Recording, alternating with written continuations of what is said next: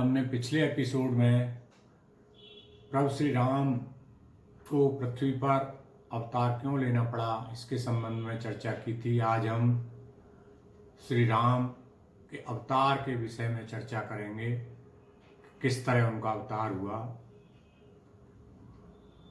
उस एपिसोड का नाम हमने श्री राम बाल्यकाल दर्शन दिया है कि राम ने बाल्यकाल के प्रभु श्री राम के बाल्यकाल के हम दर्शन करेंगे इस एपिसोड में। अवधपुरी, जिसको हम अयोध्या भी कहते हैं, वहाँ रघुकुल शिरोमणि महाराजा दशरथ हुए, जिनका नाम वेदों में विख्यात है। एक बार चूंकि राजा के कोई पुत्र नहीं था, उनके मन में बड़ी ग्लानि हुई कि मेरे कोई पुत्र नहीं है। महाराज दशरथ शीघ्र ही अपने कुल पुरोहित महर्षि वशिष्ठ जी के आश्रम पहुंचे और उनके चरणों में प्रणाम किया। गुरु वशिष्ठ को राजा बहुत दुखी दिखाई दिए। गुरु वशिष्ठ ने उन्हें बहुत प्रकार से समझाया और कहा, हे राजन, धीरज धरो, तुम्हारे 4 पुत्र होंगे जो तीनों लोकों में प्रसिद्ध और भक्तों के भय को हरने वाले होंगे। गुरु वशिष्ठ ने राजा दशरथ के यहाँ श्रृंगी ऋषि को आमंत्रित कर उनसे पुत्र कामेष्टि यज्ञ करने का आग्रह किया। श्रृंगी ऋषि ने यज्ञ किया और यज्ञ में आहुतियां देने पर यज्ञ से अग्निदेव हाथ में खीर का कटोरा लेकर प्रकट हुए। उसके पश्चात अग्निदेव ने सारी सभा को आगे का वृतांत समझाया और अंतर्ध्यान हो गए। महाराजा दशरथ परमानंद में मगन हो गए।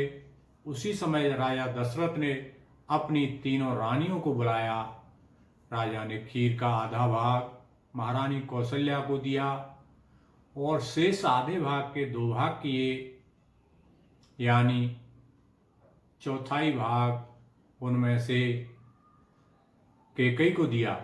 शेष जो बचा रहा यानी चौथाई भाग, उसके फिर 2 भाग किए। उनको कौशल्या और कैकेयी दोनों के हाथ पर रखकर, अर्थात उनकी अनुमति लेकर, रानी सुमित्रा को दे दिया।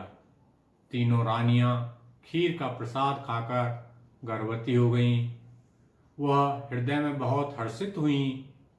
योग, लग्न, ग्रह, वार और तिथि सभी अनुकूल हो गए। पवित्र चैत्र का महीना था।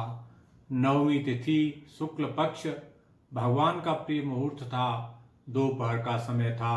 वह पवित्र समय सब लोगों में शांति और शीतलता देने वाला था। देवता हर्षित थे और संतों के मन में बड़ा उत्साह था। पर्वत समूह मणियों से जगमगा रहे थे। नदियां अमृत की धारा बहा रही थीं। जब ब्रह्मा जी ने भगवान के प्रकट होने का अवसर जाना, तब सभी देवताओं को पृथ्वी लोक पर भेज दिया। माता कौशल्या बोली, हे तात, यह रूप छोड़कर बाल लीला करो, क्योंकि भगवान अपने उसी रूप में आए थे। तो माता कौशल्या ने कहा, आप यह अपना रूप छोड़िए और बाल लीला करिए, जिससे मुझे अधिक प्रसन्नता होगी। वह मेरे लिए परम सुख और अनुपम होगा।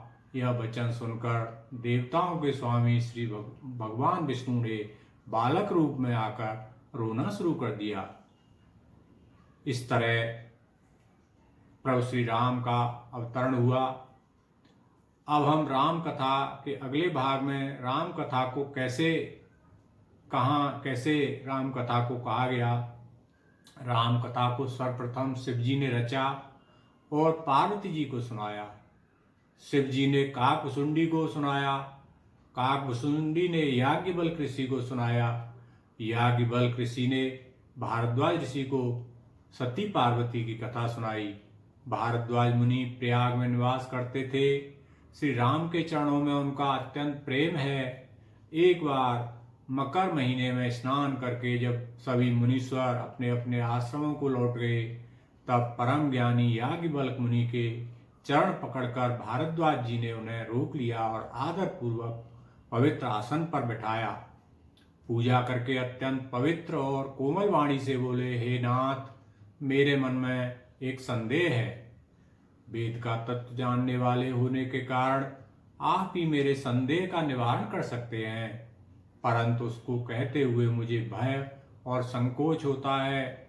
भय इसलिए कि मैं कहीं आपकी परीक्षा तो नहीं ले रहा हूँ, संकोच इसलिए इतनी आयु बीत गई, अब तक ज्ञान नहीं हुआ, और नहीं कहता तो बड़ी हानि होती है, क्योंकि अज्ञानी बना रहता हूँ।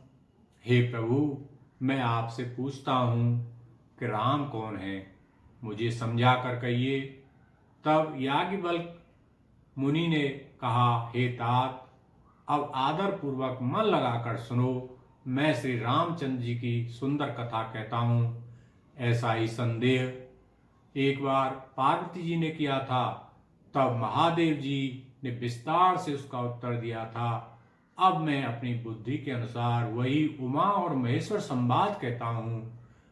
उमा महेश्वर संवाद यानी पार्वती जी और शिव जी का जो संवाद हुआ, मैं तुम उसे कहता हूँ।